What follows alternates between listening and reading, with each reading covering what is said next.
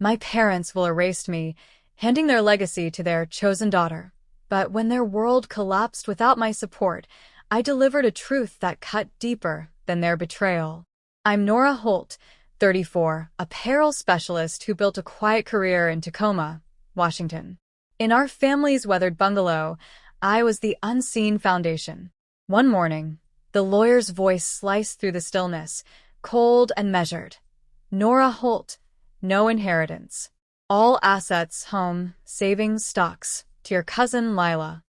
I sat motionless. No tears, no words, just a moment of piercing clarity.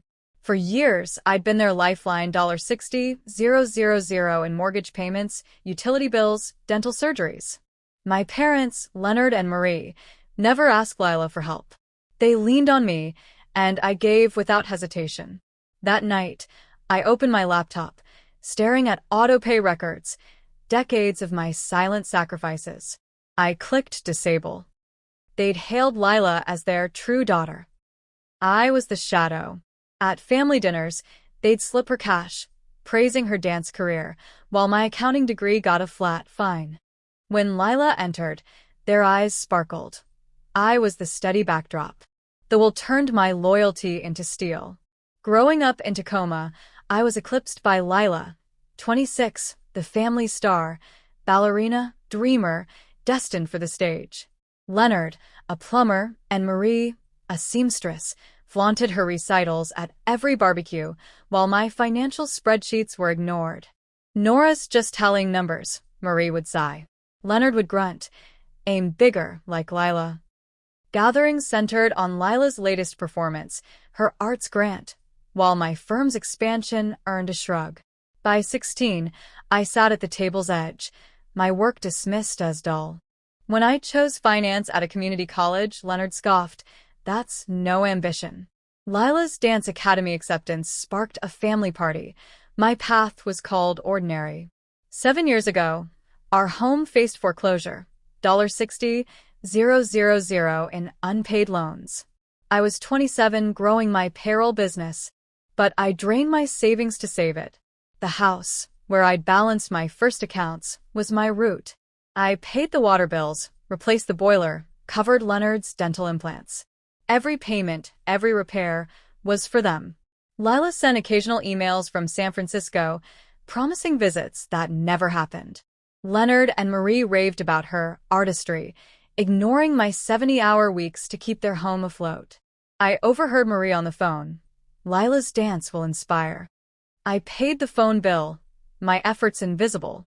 Last spring, I redid the living room, new walnut bookshelves, a smart TV for Marie's soaps. Marie called it clean. Leonard nodded. All right. But when Lila texted, they gushed over her latest choreography for hours. I stood in the hall, hands dusted from shelving, their indifference a familiar ache. I'd kept their lives intact, but their pride was for Lila, the daughter who drifted. Now, they'd given her everything. My resolve sharpened. They'd misjudged me, and that was their error. The first text came 9 days later. Send the mortgage funds. No greeting, just expectation. I stared, then typed, "Ask your daughter." The silence buzzed. Calls followed, Marie's voice sharp. "Don't be ungrateful. We raised you." I nearly laughed. Raised me? They raised Lila. I said, the will was clear. Click. Their world began to fracture. Without my money, the mortgage defaulted in 6 weeks. Power cut off. The house slid toward auction. I checked public records weekly, watching their names near ruin. Lila never stepped up, too busy chasing spotlights. Another text, "Creditors are relentless. Send funds." I waited, then sent. "Call your heir." Their calls grew desperate. Leonard's voice shook. "You're ruining us." Each plea fueled me, their panic my proof. I stayed silent, letting their choices crush them. The final act came on a rainy Tuesday. Marie texted, softer, "We shouldn't have written the will that way. We'll fix it. Please pay." Too late. I typed, each word a dagger. "You chose Lila. Stay with her." Hours later, Lila called, voice cracking. Why aren't you helping? I don't have that cash. My tone was ice. They named you their daughter, their star. Earn it. She faltered. I hung up. I didn't watch the auction. The house sold to strangers. Leonard and Marie moved to a grim rental, Lila unable to save them. Their chosen daughter became their burden.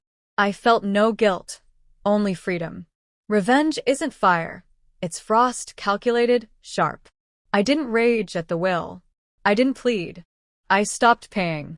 Their collapse was slow, a mirror of their betrayal. Now, in my Tacoma waterfront flat, my accounts balanced, I run my firm, guiding clients who value me.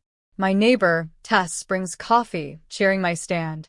I plan a financial mentorship for kids, a beacon for the overlooked. I'm not the daughter who propped them up anymore. I'm Nora, choosing myself, sleeping soundly in the life I built.